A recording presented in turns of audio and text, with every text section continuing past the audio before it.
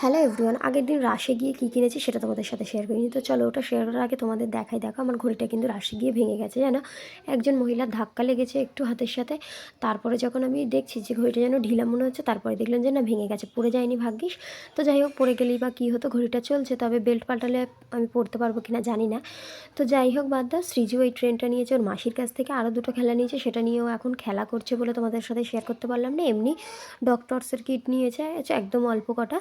তো যাই হোক, তারপরে দেন আমি এই ব্যাগটা নিয়েছি, জানো।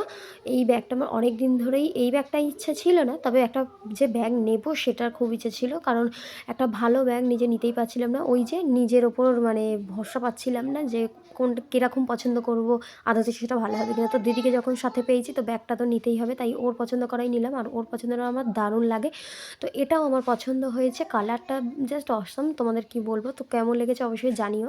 আর সাথে নিয়েছি সৃজুর জন্য একটা গেঞ্জি আর প্যান্ট, যেহেতু মায়ের কাছে যাব ডিসেম্বরে, তাই ওর জন্য একটা প্যান্ট গেঞ্জি নিয়েছি। আর এই ব্যাগটাও নেওয়া ওই কারণেই, যেন পুরোনো ব্যাগটা দিদিরই ছিল, দিদি আমায় দিয়েছিল। তো সেইটা মানে অনেকটা খারাপ হয়ে গেছে, তাই ভাবলাম একটা নতুন নেবো, তো মায়ের কাছে যাওয়ার আগেই নিয়ে রাখি। তো চলো আজকের ভিডিওটা এই অবধি। কেমন হয়েছে জিনিসগুলো অবশ্যই কমেন্ট করে জানিও। চলো নেক্সট ভিডিওতে আবার দেখা হচ্ছে। আর সৃজুর এই প্যান্ট আর গেঞ্জির সেটটা না খুব সফট, খুব সুন্দর।